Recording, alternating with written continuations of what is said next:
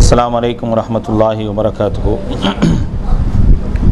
إن الحمد لله نحمده ونستعينه ونستغفره ونعوذ بالله من شرور أنفسنا وسيئات أعمالنا من يهده الله فلا مضل له ومن يضلل فلا هادي له ونشهد أن لا إله إلا الله وحده لا شريك له ونشهد أن محمدا عبده ورسوله. اللهم صل على محمد وعلى آل محمد كما صليت على إبراهيم وعلى آل إبراهيم إنك حميد مجيد. اللهم بارك على محمد وعلى آل محمد كما باركت على إبراهيم وعلى آل إبراهيم إنك حميد مجيد. يا أيها الذين آمنوا اتقوا الله حق تقاته ولا تموتن إلا وأنتم مسلمون. يا أيها الناس اتقوا ربكم الذي خلقكم من نفس واحدة وخلق منها زوجها وبث منهما رجالا كثيرا ونساء واتقوا الله الذي تساءلون به والأرحام إن الله كان عليكم رقيبا. يا أيها الذين آمنوا اتقوا الله وقولوا قولا سديدا يصلح لكم أعمالكم ويغفر لكم ذنوبكم ومن يطع الله ورسوله فقد فاز فوزا عظيما. أما بعد فإن أصدق الحديث كتاب الله وخير الهدي هدي محمد صلى الله عليه وسلم وشر الأمور محدثاتها وكل محدثة بدعة وكل بدعة ضلالة وكل ضلالة في النار. فقال الله تعالى في القرآن العظيم فأعوذ بالله من الشيطان الرجيم بسم الله الرحمن الرحيم ألف لام ميم ذلك الكتاب لا ريب فيه هدى للمتقين رب اشرح لي صدري ويسر لي أمري واحلل عقدة من لساني يفقهوا قولي. அளவற்ற அருளாளனும் நிகரற்ற பேரன்புடையவனுமாகிய எல்லாமல்ல அல்லாஹ்வின் திருப்பெயர் போற்றி புகழ்ந்து அவனுடைய சாந்தியும் கருணையும் நம்முடைய தூதர் முஹம்மது நபி ஸல்லல்லாஹு அலைஹி வஸல்லம் அவர்கள் மீதும் அவர்களை பின்பற்றி வாழ்ந்த உத்தம சத்திய தோழர்கள் நல்லவர்கள் மீதும் அவர்களின் அடிச்சுவடை பின்பற்றி வாழ்ந்து கொண்டிருக்கக்கூடிய அனைத்து மக்கள் மீதும் உண்டாகட்டுமாக. அன்பிற்குரியவர்களே, அல்லாஹ்வினுடைய மாபெரும் கருணையினால் புனிதமிக்க ரமலானுடைய மாதத்திலே அல்லாஹ் மற்றும் அல்லாஹ்வுடைய தூதருடைய உபதேசங்களை கேட்டறிந்து செயல்படுவதற்காக நாம் எல்லாம் இங்கே அமர்ந்திருக்கின்றோம். அல்ஹம்துலில்லாஹ். அன்பிற்குரியவர்களே, இந்த இஃப்தாருடைய நேரத்திலே நாம் தொடர்ச்சியாக தக்வாவினுடைய பயன்கள் என்ன என்ற தலைப்பின் கீழாக பல உபதேசங்களை அல்லாஹும் அல்லாஹுடைய தூதர் ஸல்லல்லாஹு அலைஹி வஸல்லம் அவர்கள் செய்த உபதேசங்களை தொடர்ச்சியாக நாம் பார்த்து வருகின்றோம். இதுவரைக்கும் இந்த தொடரிலே 18 விஷயங்கள் பார்க்கப்பட்டிருக்கு. தக்வாவினுடைய பயன்கள் என்ற தலைப்பின் கீழாக 18 செய்திகளை பார்த்துருக்கிறோம். 18ம் தக்வாவினுடைய பயன்தான். எல்லாமே தக்வா இருந்தால் நமக்கு என்னென்ன பயன்கள் எல்லாம் கிடைக்கும் என்பதைத்தான் நம்ம இதுவரைக்கும் நினைச்சதை தொடர்ச்சியாக பார்த்துட்டு வரோம். அதுக்கு அடுத்தபடியாக 19வது விஷயமாக இன்றைக்கி நம்ம பார்க்க போகிறோம். இந்த 19வது விஷயமாக அல்லாஹ் ரப்புல் ஆலமீன் என்ன சொல்கிறான் அப்படின்னா, திருமறை குர்ஆனுடைய 2வது அத்தியாயம் சூரத்துல் பக்ரா. இந்த சூரத்துல் பக்ராவிலே அல்லாஹ் ரப்புல் ஆலமீன் தக்வாவினுடைய பயன்கள் என்ன என்று சொல்லும் பொழுது, அலிஃப் லாம் மீம் தாலிக்கல் கிதாபு லா ரைப ஃபீஹி ஹுதல் லில் முத்தகீன். அல்லாஹ் ரப்புல் ஆலமீன் சொல்லி காட்டுகின்றான், இது அல்லாஹுடைய வேதம், இதில் எந்த விதமான சந்தேகமும் கிடையாது. ஹுதல் லில் முத்தகீன், பயபக்தி உடையவர்களுக்கு இது நேர்வழி காட்டும். அப்போ அல்லாஹ் ரப்புல் ஆலமீன் இந்த வேதத்தை நமக்கு கொடுத்துருக்கிறான். மனித சமுதாயத்திற்கு தான் அல்லாஹ் ரப்புல் ஆலமீன் இந்த வேதத்தை அருளி இருக்கின்றான். இந்த வேதத்தை பற்றியான ஏராளமான செய்திகளை திருமறை குர்ஆனும் அல்லாஹுடைய தூதர் ஸல்லல்லாஹு அலைஹி வஸல்லம் அவர்களும் சொல்லி காட்டுகின்றார்கள். அல்லாஹ்வால் இறக்கி அருளப்பட்ட ஏராளமான வேதங்களிலே திருமறை குர்ஆனும் ஒன்று. குறிப்பிட்டு சொல்ல வேண்டும் என்று சொன்னால், திருமறை குர்ஆனிலே சொல்லப்படக்கூடிய மிக முக்கியமான 4 வேதங்களில் ஒன்றாக இந்த திருமறை குர்ஆனும் குறிப்பிடப்படுகின்றது. இந்த திருமறை குர்ஆனுடைய சிறப்பு என்ன, மற்ற வேதங்களை விட இந்த வேதத்தினுடைய சிறப்பு என்ன அப்படின்னா, இந்த வேதத்தை அல்லாஹ் ரப்புல் ஆலமீன் நாளை மறுமை நாள் வரை பாதுகாக்கிறான். இந்த வேதத்தில் என்ன செய்ய முடியாது, யாருமே எந்த விதமான கையாடலும் செய்ய முடியாது. மற்ற வேதங்களை, முந்தைய வேதங்களை பொறுத்த வரைக்கும் நீங்கள் எடுத்துக்கிட்டீங்க அப்படின்னா, அது தௌராத்தாக இருக்கட்டும், இஞ்சிலாக இருக்கட்டும், அவைகளிலெல்லாம் கையாடல்கள் செய்யப்பட்டு சத்தியம் மறைக்கப்பட்டு சத்தியத்தோடு அசத்தியம் கலக்கப்பட்டு என்ன செய்யப்பட்டுருச்சு அப்படின்னா, இன்றைக்கு மக்கள் மத்தியில் அது உலாவப்படுது. அப்படி தான் என்ன செய்கிறாங்க, இன்றைக்கு கிறிஸ்தவர்கள் வச்சிருக்கக்கூடிய வேதமாக, இறை வேதமாக சொல்லக்கூடிய பைபிள் இருக்கின்றதே, இந்த பைபிளை பொறுத்தவரை அதில் உண்மைக்கு புறம்பான ஏராளமான விஷயங்கள் சேர்க்கப்பட்டுருச்சு. என்ன காரணம் அப்படின்னா, உலகத்தினுடைய ஆதாயத்திற்காக அவங்க என்ன செஞ்சிட்டாங்க, அல்லாஹ்வுடைய வேதத்தையே திரித்து மாறி கூறிட்டாங்க. ஆனால் இந்த திருமறை குர்ஆனை பொறுத்தவரை அல்லாஹ் சொல்லி காட்டுகின்றான், இது வேதம், இதில் எந்த விதமான சந்தேகம் கிடையாது அப்படிங்கிறான். ரொம்ப முக்கியமாக கவனிக்க வேண்டிய விஷயம் என்னன்னா, இது அல்லாஹ்வுடைய வேதம், இதில் எந்த விதமான சந்தேகமும் கிடையாது. அதே போல் இந்த வேதத்தை மாறி எந்த ஒன்றையும் கொண்டு வரவும் முடியாது. இந்த வேதம் அல்லாஹு தாலா அல்லாஹுடைய தூதருக்கு அனுப்பக்கூடிய அந்த நேரத்தில் என்ன ஆச்சு அப்படின்னா, ஒரு சவாலாகவே அல்லாஹ் ரப்புல் ஆலமீன் அன்றைய மக்களுக்கு விட்டான். இந்த வேதம் இறங்கக்கூடிய அந்த தருணம் இருக்குதே, சாதாரண மக்களுக்கு முன்னால் இறங்கலைங்க. இந்த வேதம் இறங்கக்கூடிய அந்த நிகழ்வை பார்த்தீங்கன்னா, அன்றைக்கு மக்காவில் வசித்தவங்க யார் அப்படின்னா, மிகப்பெரிய அரபி இலக்கணங்களையும் இலக்கியங்களையும் கரைத்து குடித்தவர்களுக்கு மத்தியில் தான் அல்லாஹ் ரப்புல் ஆலமீன் இந்த வேதத்தை இறக்குறான். சாதாரணமான மக்களுக்கு மத்தியில் இறக்கலை. எல்லா விதமான இலக்கண இலக்கியங்களை பொதிந்த ஒரு அடிப்படையில் தான் திருமறை குர்ஆன் அல்லாஹ் ரப்புல் ஆலமீன் இறக்கினான். அப்படி இறக்கக்கூடிய அந்த தருணத்தில் அல்லாஹ் சொல்லக்கூடிய விஷயம் என்னன்னா, இது அல்லாஹுடைய வேதம், இது அல்லாஹுடைய வேதம்ன்றதுக்கு எந்த விதமான மாற்று கருத்தும் கொள்ளவே முடியாது. ஒன்று, இதே போன்ற உங்களால் என்ன செய்ய முடியாது, ஒரு வசனத்தை கூட உங்களால் கொண்டு வர முடியாது அப்படின்னு சொல்லக்கூடிய அளவிற்கு அல்லாஹ் ரப்புல் ஆலமீன் இந்த வேதத்திற்கு சவால் விடுறாங்க.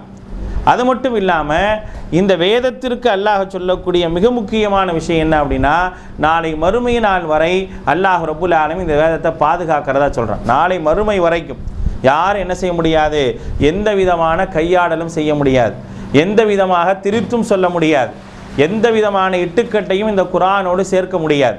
அப்படிப்பட்ட அளவிற்கு அல்லாஹ் ரப்புல் ஆலமீன் இந்த வேதத்தை பாதுகாக்கிறான். இந்த வேதத்தை பற்றி திருமறை குர்ஆன் அல்லாஹ் தஆலா சொல்லும்போது சொல்றான், இன்னா நஹ்னு நஸ்ஸல்னா ذிக்ர வ இன்னா லஹு லஹாஃபிதூன், நிச்சயமாக நாம் இந்த உபதேசத்தை, இந்த திருமறை குர்ஆனை நாமே இறக்கணும், வ இன்னா லஹு லஹாஃபிதூன், நாமே என்ன செஞ்சிருக்கிறோம், இதை பாதுகாக்கின்றோம் என்றும் அல்லாஹ் ரப்புல் ஆலமீன் சொல்றான். இது என்ன செய்ய முடியாது, யாரும் எந்த விதமான அழிவுக்கும் உள்ளாக்க முடியாது. இன்றைக்கு ஒட்டுமொத்தமாக திருமறை குர்ஆனையை ஒட்டுமொத்தமாக அழிச்சிடுறாங்கன்னு வச்சுங்களேன். என்னென்ன பிரதிகள் உலகத்தில் எல்லா மொழிகளிலும் தமிழாக்கம் செய்யப்பட்டுட்டு வருது, எல்லா மொழிகள் உள்ளவங்களையும் என்ன செய்கிறாங்க, ஒட்டுமொத்தமாக சேர்ந்து இந்த குர்ஆனை அழிச்சிட்டா கூட, பிரதிகளாக இருக்கிறத அழிச்சிட்டா கூட, ஒரு சில மணி துளிகளில் அப்படியே முழுசாக கொண்டு வந்துடலாம். ஒரு சில மணித்துளிகள் என்ன செய்யலாம், இந்த குர்ஆனை முழு வடிவமாக எப்படி இருந்ததோ அப்படியே எந்த விதமான கூட்டல் குறையும் இல்லாமல் கொண்டு வந்துடலாம். வேறு எதையும் கொண்டு வர முடியாது. பைபிளை கொண்டு வர முடியாது, மற்ற வேதங்களை கொண்டு வர முடியாது. இன்றைக்கி கண்கூடாக பார்க்குறோம், பைபிளில் எத்தனையோ தவறான விஷயங்கள், அல்லாஹுடைய சொல்லுக்கு மாற்றமான ஏராளமான விஷயங்கள் என்ன செஞ்சுருக்கிறாங்கன்னா இன்றைக்கு பைபிளில் வச்சுருக்கிறாங்க. இன்றைக்கு பைபிளை ஒட்டுமொத்தமாக அழித்து விட்டால் கூட அடுத்த நிமிஷத்தில் என்ன செய்ய முடியாது, அதே மாதிரி கொண்டு வர முடியுமான்னு சொல்ல முடியாது. ஆனால் இந்த வேதத்தை கொண்டு வர முடியும். அல்லாஹுடைய வேதம் இருக்குதே, இதை ஒரு நொடி பொழுதில் என்ன செய்யலாம்னா, அழிக்கப்பட்ட அடுத்த ஒரு மணி நேரத்தில் எத்தனை ஆயிரம், எத்தனை லட்சம், எத்தனை கோடி பிரதிகளை வேண்டுமானாலும் உண்டாக்கி விடலாம். அந்த அளவுக்கு அல்லாஹ் ரப்புல் ஆலமீன் என்ன செய்கிறான், இந்த வேதத்தை பல மனதுகளில் பாதுகாக்கிறான். பல மனதுகளில் இந்த வேதத்தை அல்லாஹ் ரப்புல் ஆலமீன் பாதுகாத்து வச்சிருக்கிறான். அன்றைக்கு அல்லாஹுடைய தூதர் ஸல்லல்லாஹு அலைஹி வஸல்லம் காலத்தில் கூட ஹாஃபிதுகளை கொண்டு தான் இந்த வேதம் பாதுகாக்கப்பட்டது. இந்த வேதம் இருக்குதே, ஹாஃபிதுகளை கொண்டு தான் இந்த வேதம் பாதுகாக்கப்பட்டது. அப்படி இந்த வேதம் பாதுகாக்கப்பட்டு விடுமோ என்று பயந்து தான் அன்றைய இஸ்லாமிய எதிரிகள் என்ன செஞ்சாங்க அப்படின்னா, 70 ஹாஃபிதுகளை நரித்தந்திரத்தோடு என்ன செஞ்சாங்க, எங்களுக்கு மார்க்கத்தை கற்றுக் கொடுக்க வேண்டும் என்று அழைத்து கொண்டு போய் என்ன செஞ்சிட்டாங்க அப்படின்னா 70 ஹாஃபிதுகளை கொண்டுட்டாங்க. 70 ஹாஃபிதுகளை என்ன செஞ்சிட்டாங்க, அல்லாஹுடைய தூதர்கிட்ட எங்களுக்கு மார்க்கத்தை கற்றுத்தர, குரானை கற்றுத்தர எங்களுக்கு 70 பேர் அனுப்பிடுங்கன்னு சொல்லி கூட்டிகிட்டு போய் போகிற வழியில் என்ன செஞ்சிட்டாங்க, கொன்னுட்டாங்க. என்ன காரணம் அப்படின்னா, இந்த அல் குர்ஆன் மக்களிடையே சேருகின்றது என்ற அந்த ஒரு எதிரித்தனமான அந்த சிந்தனை என்ன செய்து அப்படின்னா, அவர்களை மாற்றுவதற்கு, இந்த வேதத்தை அழிப்பதற்கான ஒரு முயற்சி எடுத்தாங்க. எதுவுமே பலிக்கலை. நாளை மறுமை நாள் வரை எந்த விதமான மாற்றம் என்ன செய்ய முடியாது, இந்த குர்ஆனை செய்ய முடியாது. சரி, அப்போ இந்த குர்ஆனை பற்றி அல்லாஹு தாலா, இந்த குர்ஆனுக்கும் முத்தகீன்களுக்கும் உள்ள தொடர்பு என்ன, பயபக்தி உடையவர்களுக்கும் இந்த குர்ஆனுக்கும் உள்ள தொடர்பு என்ன, அதைத்தான் அல்லாஹ் ரப்புல் ஆலமீன் இங்கே சொல்ல வரா. இந்த குர்ஆனை பொறுத்தவரை யாருக்கு நேர் வழி காட்டும் அப்படின்னா, எவர்களிடத்தில் தக்குவா இருக்குதோ அவங்களுக்கு தான் இந்த குர்ஆன் நேர் வழி காட்டும். எல்லாத்துக்கும் காட்டிடுமா? எல்லாருக்குமே இந்த குர்ஆன் நேர் வழி காட்டிடுமா? இன்றைக்கு குர்ஆனை ஒருவர் விற்பனை செய்யக்கூடியவராக இருக்கிறாரு, விற்பனை செய்கிறவருக்கு குர்ஆன் நேர் வழி காட்டிடுமா? குர்ஆனுடைய பிரதிகளை அச்சிடுறாரு, அச்சிடுறவருக்கு நேர் வழி காட்டிடுமா? அப்படிலாம் காட்டாது. யாரிடத்தில் தக்குவா இருக்குதோ, யாரிடத்தில் பயபக்தி இருக்குதோ அவங்களுக்கு தான் நேர் வழி காட்டும். இப்போ ஒருத்தர் குர்ஆனை முழுமையாக மரணம் செய்து வச்சிருக்கிறார். மரணம் செய்தவருக்கு இந்த குர்ஆன் அவரை சரியான வழியில் கொண்டு போகுதுன்னு சொல்ல முடியுமா? முடியாது. இன்றைக்கி எத்தனையோ பேர் இஸ்லாமியர்கள் அல்லாஹுடைய வேதத்தை படிச்சிருக்கிறாங்க, அல்லாஹுடைய வேதத்தை அறிஞ்சிருக்கிறாங்க. ஆனால் அந்த வேதத்தின் அடிப்படையில் செயல்படாத ஏராளமான இஸ்லாமியர்கள் இன்றைக்கு உண்டு உலகத்தில். இன்றைக்கும் அல் குர்ஆனை வீடுகளிலே பொத்தி வைப்பவர்கள் இன்றைக்கு வரைக்கும் உண்டு. அல் குர்ஆனை மரணித்த வீட்டில் மட்டுமே படிப்பதற்காக பயன்படுத்துகிறவங்க உண்டு. இன்னைக்கு அல்லாஹ் ரப்புல் ஆலமீன் குர்ஆனை பற்றி என்ன சொல்கிறான், லியுன்சிர மன்கான ஹய்யன், உயிரோடு இருப்பவர்களுக்கு அச்சமூட்டி எச்சரிக்கை செய்வது தான் இந்த குர்ஆன் அப்படிங்கிறான். லிதுன்திர கௌமம் மா உன்திர ஆபாவுஹும், முந்தைய சமுதாயத்திற்கு எச்சரிக்கை செய்தது போல சமுதாயத்திற்கு எச்சரிக்கை செய்வதற்காகத்தான் இந்த குர்ஆனை இறக்கியிருக்கிறேன் அல்லாஹ் ரப்புல் ஆலமீன் சொல்லி காட்டுறான். ஆனால் இன்றைக்கும் இந்த சமுதாயத்தில் ஏராளமான மக்கள் குர்ஆனோடு தொடர்புலையே கிடையாது. குர்ஆன் அவர்களுக்கு நேரான வழியை காட்டலை, சத்தியத்தின் அடிப்படையில் நடக்கலை. குர்ஆனிய சமூகம் என்று சொல்கிறாங்களே தவிர குர்ஆன் என்ன அடிப்படையை சொல்லி காட்டுதோ, எந்த நேர்வழியை போதிக்குதோ அந்த நேர்வழியின் அடிப்படையில் நடக்காமல் இன்றைக்கி என்ன செய்கிறாங்க, ஏராளமான இஸ்லாமியர்கள் இன்றைக்கு வாழ்ந்து கொண்டிருக்கிறாங்க. அப்போ அவங்களுக்கே நேர்வழி காட்டலை, அவங்களுக்கே இந்த குர்ஆன் சரியான ஒரு பாதையை காட்டலை. சாதாரண குர்ஆனா இது? இந்த குர்ஆனை பற்றி அல்லாஹுடைய தூதர் ஸல்லல்லாஹு அலைஹி வஸல்லம் அவர்கள் சொன்னாங்க. எப்போ வச்சு சொல்கிறாங்க? ஹஜ்ஜத்துல் விதால வச்சு இறுதி பேருரையின் போது இந்த குர்ஆனை பற்றி சொல்லும்போது மிக அழகான ஒரு வாசகத்தை சொல்கிறாங்க. தரக்து ஃபீக்கும் மா, இந்த குர்ஆனை உங்களிடத்தில் நான் விட்டு செல்கின்றேன், இந்த குர்ஆனை நான் உங்களிடத்தில் விட்டு செல்கின்றேன். லன் ததில்லு மா தமஸ்ஸக்தும் பிஹா, அதை பற்றி பிடிக்கும் காலமெல்லாம் நீங்கள் வழி தவறவே மாட்டீங்க அப்படின்னு சொல்லி அல்லாஹ் ரப்புல் ஆலமீன் சொல்லி காட்டுறான். ஆனால் இன்னைக்கு குர்ஆனை பெற்றிருக்க சமுதாயம் வழிகட்டு போயிருக்குது. எத்தனை இஸ்லாமியர்கள் இன்றைக்கு குர்ஆனை பெற்ற இத்தனை இஸ்லாமியர்கள் அல்லாஹ்வை வணங்குவதை விட்டு அல்லாஹ் அல்லாதவர்களை வணங்குறாங்க. அல்லாஹ்விடத்தில் பிரார்த்தனை செய்ய வேண்டும் என்று குர்ஆன் போதிக்கின்றது. வைதா சஅலக இபாதி அன்னி ஃபஇன்னி கரீப், என்னுடைய அடியார்கள் என்னை பற்றி கேட்டால் நான் மிக அருகாமையில் இருக்கேன்னு சொல்லுங்க. உஜீபு தாவத்த தாஇ இதா தஆன், அழைத்து பிரார்த்தனை செய்பவர்களுக்கு நான் பதிலளிக்கிறேன்னு சொல்லுங்க அப்படின்னு அல்லாஹ் தஆலா சொல்றான். ஆனால் இன்னைக்கு அல்லாஹ்ட்ட கேட்கறத விட்டுட்டு அல்லாஹ் அல்லாதவர்கள்ட்ட கேட்குறாங்க. குர்ஆன் சொல்லுது, ஈயாக்க நஅபுது வ ஈயாக்க நஸ்தஈன், இறைவா உன்னையே நாங்கள் வணங்குகின்றோம், உன்னிடத்திலே உதவி தேடுகின்றோம் என்று குர்ஆன் சொல்லுது. இதை ஓதக்கூடிய முஸ்லீம்கள் இருக்கிறாங்க. இன்றைக்கு தொழுகையில் ஓதுறாங்க. எல்லாரும் அல்ஹம்து சூரா ஓதுறாங்களா இல்லையா? இந்த அல்ஹம்து சூராவினுடைய 4வது வசனம் என்ன? ஈயாக்க நஅபுது வ ஈயாக்க நஸ்தஈன், இறைவா உன்னையே நாங்கள் வணங்குகின்றோம், உன்னிடத்திலே உதவி தேடுகின்றோம் சொல்கிறாங்க. ஆனால் என்ன நடக்குது? அல்லாஹ்ட்ட கேட்குறாங்க.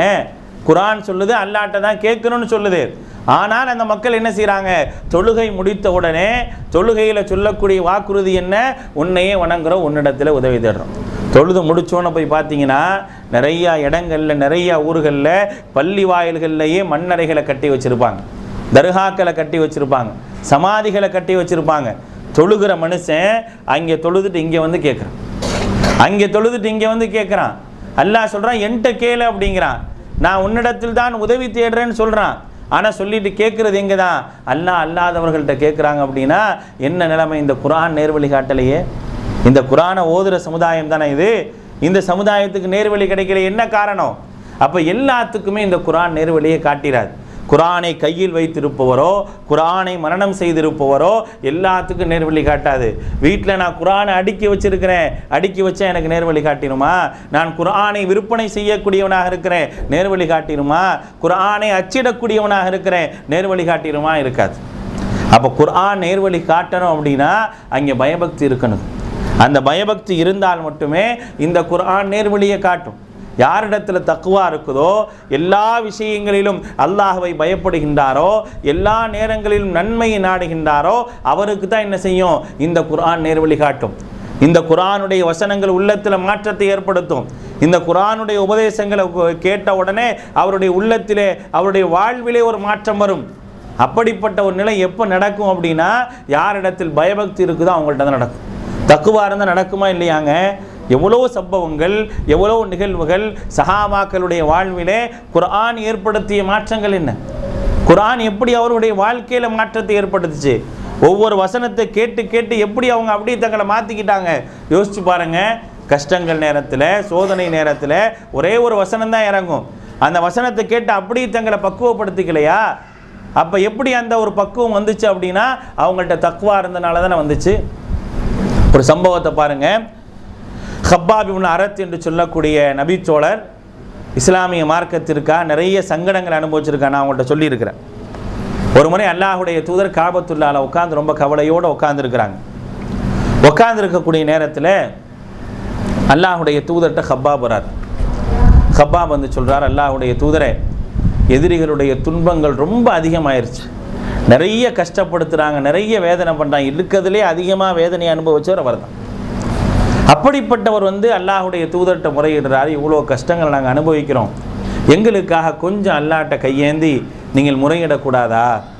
எங்களுக்காக முறையிட்டு என்ன செய்யக்கூடாதா? நீங்கள் வந்து என் கஷ்டத்தை வந்து லேசுப்படுத்துறதுக்காக அல்லாஹ்ட்ட கேட்கக்கூடாதா அப்படின்னு சொல்கிறார். சொன்ன உடனே அல்லாஹ் ஒரு வசனத்தை இறக்குறாங்க. திருமுறை குர்ஆனில் ஒரு வசனம் இறங்குது, 2வது அத்தியாயத்தில் இறங்குது. அம் ஹசிபுத்தும் அன் ததுகுலுல் ஜன்னத வலம்மா யஅதிக்கும் மஸலுல் லதீன ஹலவ் மின் கப்லிக்கும் மஸ்ஸத்துஹுமுல் பஸாஉ வல்லர்ராஉ வஸுல்ஸிலு ஹத்தா யகூலர் ரசூலு வல்லதீன ஆமனு மஅஹு மதா நஸ்ருல்லாஹ் அலா இன்ன நஸ்ரல்லாஹி கரீபுன் இறங்குது. வந்தவர் போயிடுறார். கஷ்டத்தை லேசுப்படுத்த கேட்க வந்தவர் இந்த வசனத்தை அல்லாஹு தஆலா இறக்கணும்னு அப்படியே போயிடுறாருங்க, திருப்பி வரவே இல்லை. அதுக்கப்புறம் பல கஷ்டங்களை அனுபவிச்சார். ஒரு நாளும் அல்லாஹுடைய தூதர்கிட்ட வந்து கேட்கல. இந்த வசனம் அவர்கிட்ட அப்படிப்பட்ட ஒரு மாற்றத்தை ஏற்படுத்துச்சு. தக்குவா இருக்கனால தானே. இந்த வசனத்தில் அல்லாஹ் என்ன சொல்கிறான்? அப்படி அம் ஹசிபுத்தும், நீங்கள் நினைத்து கொண்டீர்களா, அன் ததுகுலுல் ஜன்னத்தை, சொர்க்கத்திற்கு மிக லேசாக போகலான்னு நினச்சிக்கிட்டீங்களா?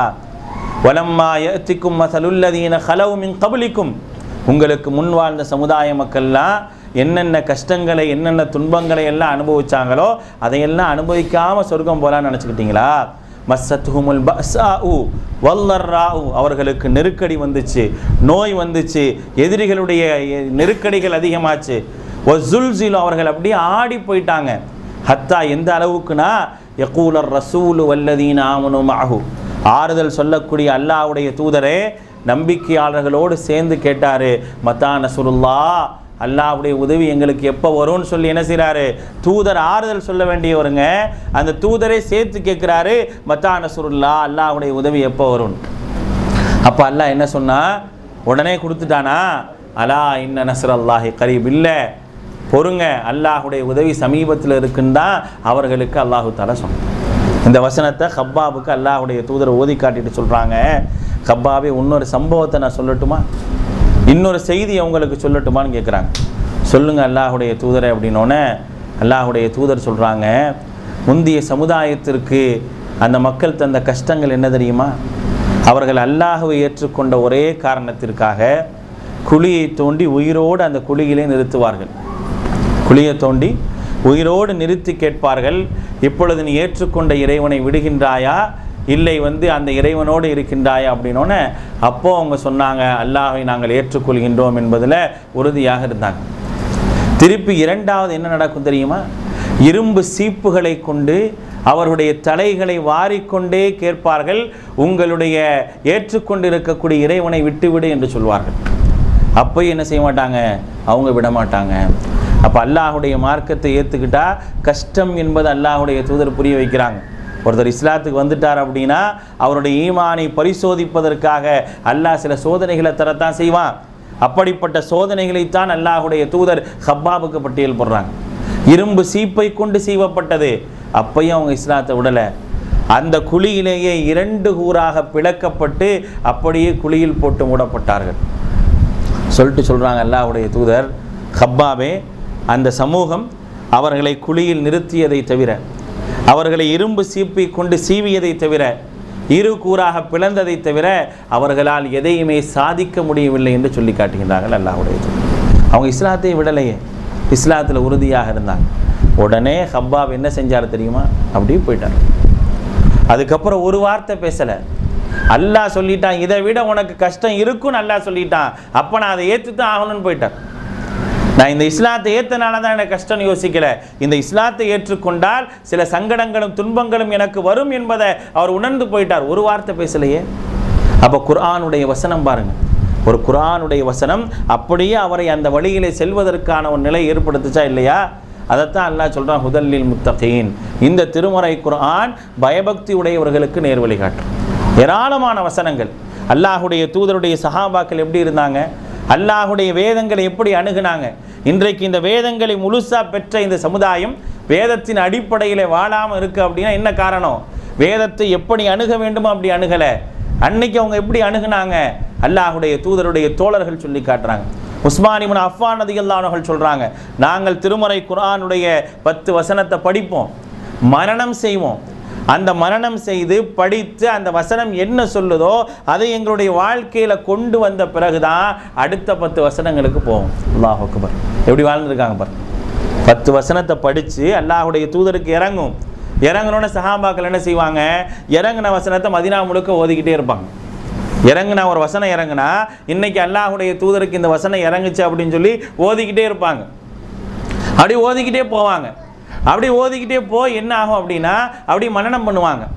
மரணம் செஞ்ச பிறகு அந்த வசனம் அந்த உபதேசம் என்ன சொல்லுதோ அதை என்னுடைய வாழ்க்கையில் கொண்டு வரணும்னு நினைப்பாங்க. அப்படி கொண்டு வந்த பிறகு தான் அடுத்த 10 வசனத்துக்கு போவாங்க. ஆனால் இன்னைக்கு இந்த சமுதாயம், குர்ஆனை முழுசாக பெற்ற இந்த சமுதாயம், இந்த குர்ஆனிய அடிப்படையில் நடக்குதா?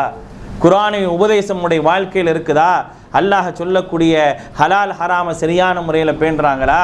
அல்லாஹ் எதை தப்பு எது சரி எது தவறுன்னு சொல்லி இருக்கிறானோ அப்படிப்பட்ட அந்த நடைமுறைகள் எல்லாம் இன்றைக்கு பேணப்படுதா? பேணப்படலை அப்படின்னா அவங்கள்ட்ட இந்த குர்ஆன் நேர்வழியை காட்டலை. இந்த குர்ஆன் நேர்வழியை ஏன் காட்டலை அப்படின்னா அவங்கள்ட்ட பயபக்தி இல்லை. தக்வா இருந்தால் இந்த குர்ஆன் நேர்வழி காட்டும் என்பதைத்தான் அல்லாஹும் அல்லாஹுடைய தூதரும் சொல்லி காட்டுகின்றார்கள். அல்லாஹ் ரப்புல் ஆலமீன் திருமறை குர்ஆனில் சொல்லி காட்டுறான், ஒரு மனிதனிடத்தில் தக்குவா இருந்தால் இந்த குர்ஆன் என்ன செய்யும், இந்த குர்ஆன் எப்படிப்பட்ட ஒரு வாழ்வியல் மாற்றத்தை ஏற்படுத்தும் என்பதற்கான ஒரு செய்தி அல்லாஹ் ரப்புல் ஆலமீன் சொல்கிறான் பாருங்க. இன்ன ஹாதல் குர்ஆன், இந்த குர்ஆன் இருக்கின்றதே, யஹ்தி லில்லதி, நிச்சயமாக இது நேர்வழி காட்டக்கூடியது, ஹி அக்வம், நேரான பாதையை காட்டக்கூடியது, வ யுபஷ்ஷிரல் முஃமினீன அல்லதீன யஅமலூன ஸாலிஹாத், எவர்கள் நம்பிக்கை கொண்டு நல்ல செயல்களை செய்கின்றார்களோ அவர்களுக்கு சுப செய்தி சொல்லக்கூடியதாக இருக்கின்றது. அன்னலகும் அஜரன் கபீரா, அவர்களுக்கு மகத்தான கூலி உண்டு என்று சுப செய்தி சொல்லக்கூடியது இந்த குர்ஆன் அல்லாஹு தஆலா சொல்லி காட்டுறானே. அப்படிப்பட்ட சுப செய்தியை நம்ம பெற்றிருக்கிறோமா? இந்த குர்ஆன் அப்படி நம்மள்கிட்ட இருக்குதா? அப்படி இருந்தால் நம்ம தக்குவா உள்ளவங்க. அப்படி இருந்துச்சு, நான் குர்ஆனில் ஒரு வசனத்தை படிக்கிறேன், அப்படியே அந்த வசனம் எனக்கு மாற்றத்தை ஏற்படுத்துது அப்படின்னா நான் பயபக்தி உடையவன். அல்லது குர்ஆனுடைய வசனத்தை படிச்சுட்டு 10ஓட 11 போகிறேன், எனக்கு எந்த ஒரு மாற்றமும் ஏற்படுத்தலை.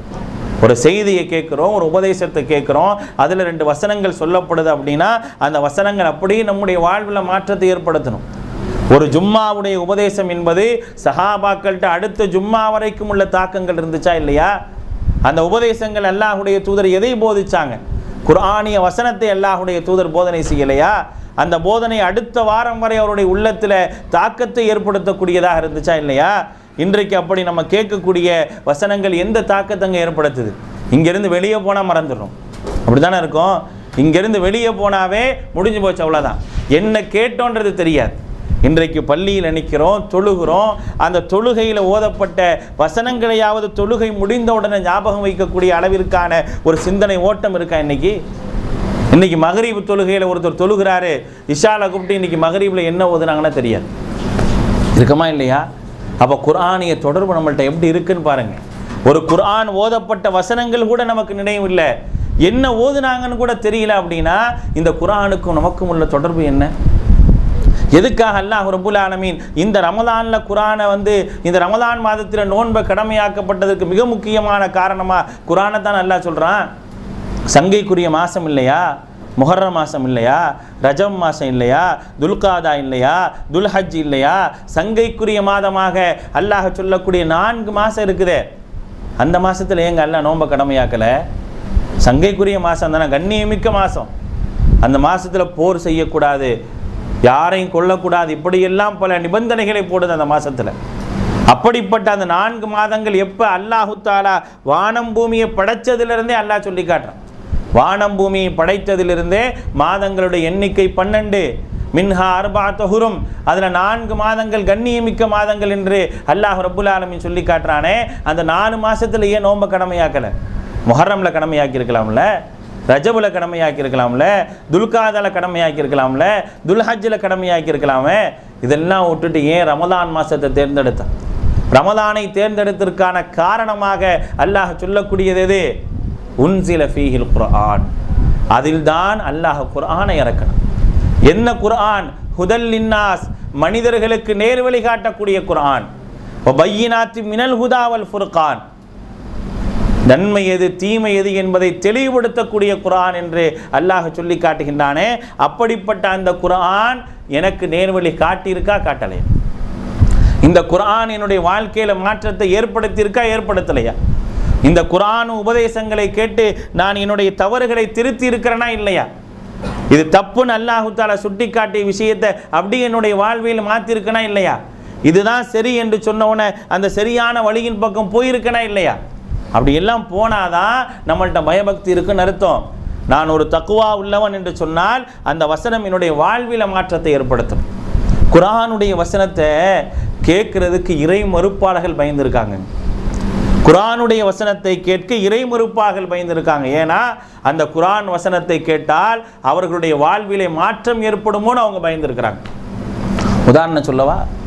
அபூபக்கர் சித்திக் ரலியல்லாஹு அன்ஹு, ஏற்கனவே சொன்ன அவங்க ஹிஜ்ரத்துக்காக கிளம்புனாங்கன்ற ஒரு செய்தியை உங்கள்கிட்ட சொல்லியிருந்தேன். அவங்க குர்ஆன் ஓதுனா என்ன ஆகும் தெரியுமா? வீட்டில் உட்காந்து குர்ஆன் ஓதுவாங்க. அவங்க குர்ஆன் ஓத ஆரம்பித்த உடனேயே அழுக ஆரம்பிச்சிருவாங்க. குர்ஆன் ஓத ஆரம்பித்தோன்னு அழுதுருவாங்க. இன்றைக்கி நம்ம அப்படியெல்லாம் அந்த அளவுக்கு நம்ம அந்த குர்ஆனை லயிச்சு ஓதுறோமா, அல்லது அந்த அர்த்தங்களை கேட்டு நம்முடைய கண்கள் கண்ணீர் வடிக்க தான் தெரியாது. ஆனால் அவங்க ஓத ஆரம்பித்தோன்னு அழுதுருவாங்க. அப்படி அவங்க ஓத ஆரம்பித்தா என்ன ஆகும் அப்படின்னா, அல்லாஹ் அக்பர், குறைஷிகளுடைய வீடுகளில் இருக்கக்கூடிய வாலிபர்களும் சிறார்களும் பெண்களும் குர்ஆனை கேட்பதற்காக அபூபக்கருடைய வீட்டினுடைய வாசலில் போய் நிற்பார்கள். ஒரு கட்டத்தில் கம்ப்ளைண்டாக சொல்கிறாங்க, அபூபக்கரை என் வீட்டில் போய் ஓதட்டும், வீட்டுக்குள்ளே ஓதட்டும், வீட்டுக்குள்ளே தொழுவட்டும், எது வேணால் செய்யட்டும். ஆனால் என்ன செய்யக்கூடாது? அவர் சத்தமாக ஓதக்கூடாது.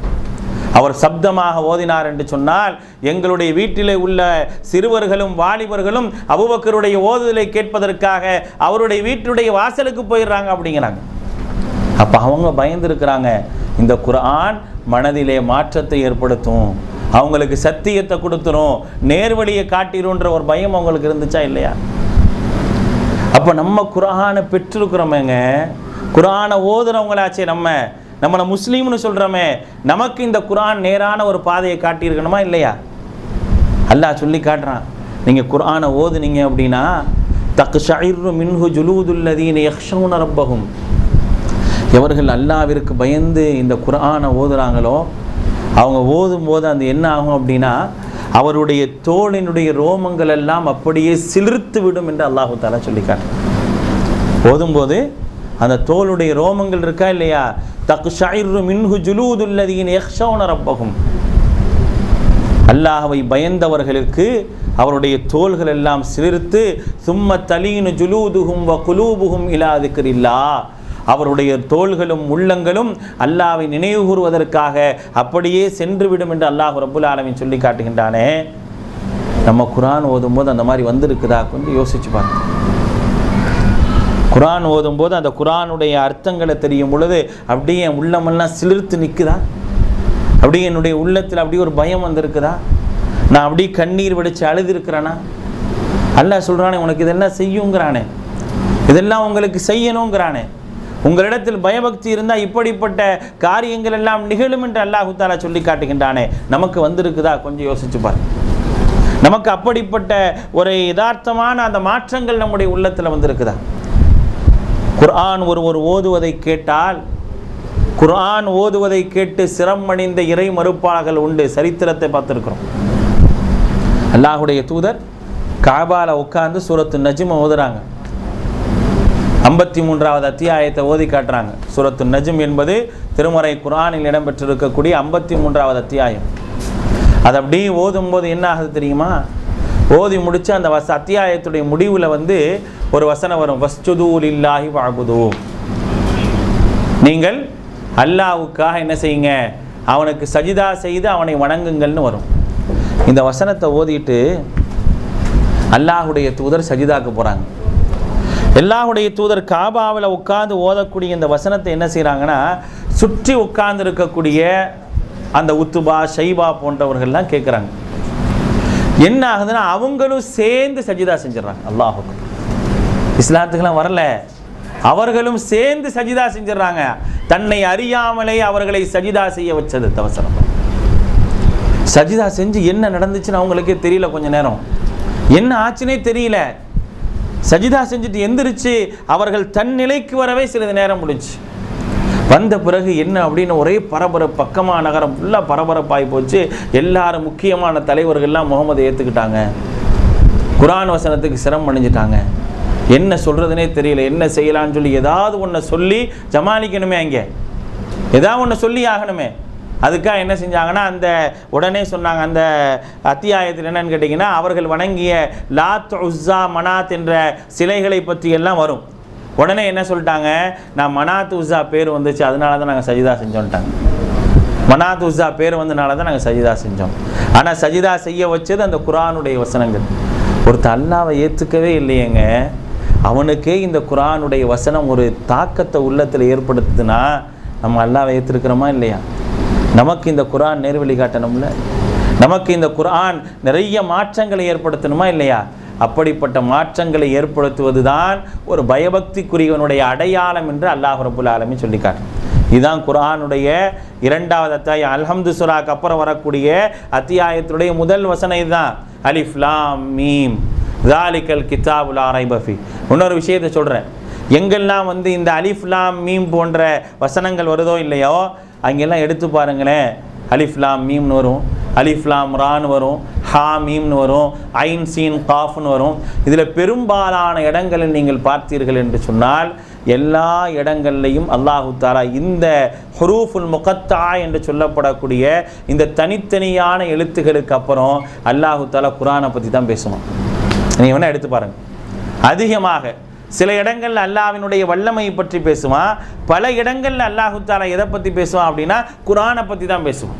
ஏன்னா இந்த குர்ஆன் தான் நம்முடைய வாழ்வியல் நெறி, நமக்கு வழிகாட்ட போகுது இந்த குர்ஆன் தான்.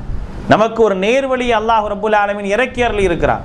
இந்த நேர்வழியை இறக்கி அருளியதாக சொன்ன அல்லாஹ் ரப்புல் ஆலமீன் இது நமக்கு நேர்வழி காட்டணும்னு சொல்லி காட்டுறான். ஆக அப்படிப்பட்ட அந்த நேர்வழி நம்மிடத்தில் இருந்தால்தான் நாம் என்ன செய்ய முடியும், பயபக்தியுடையவர்களாக இருக்க முடியும்.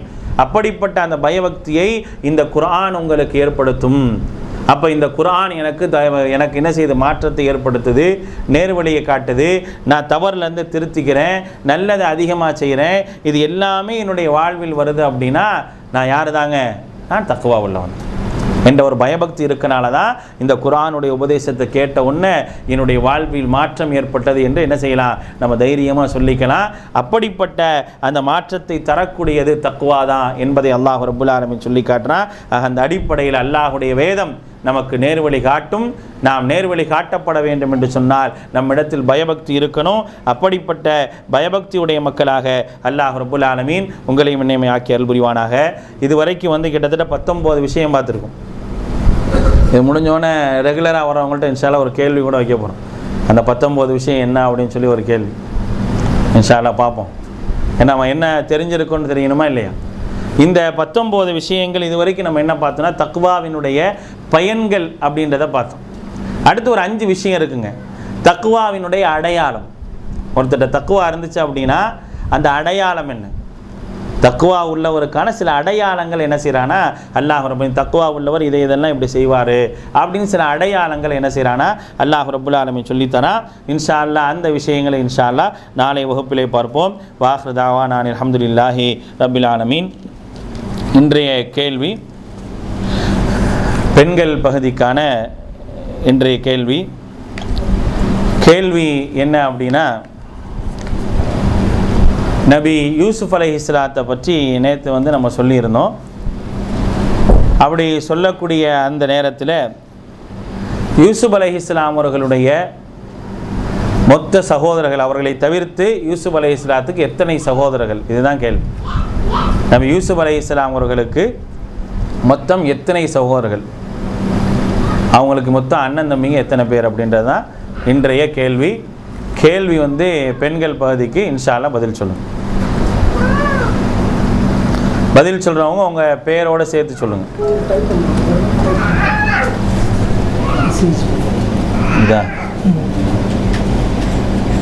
இதானா?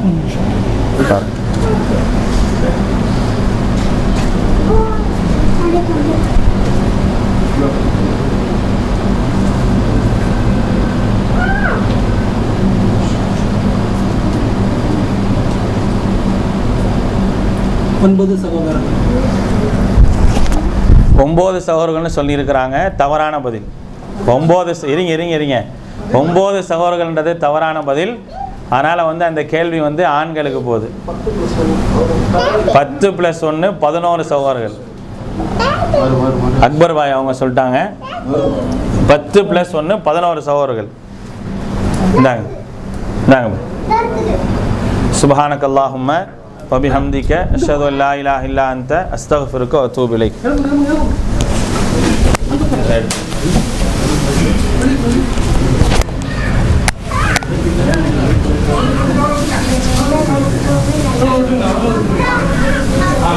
Hallelujah.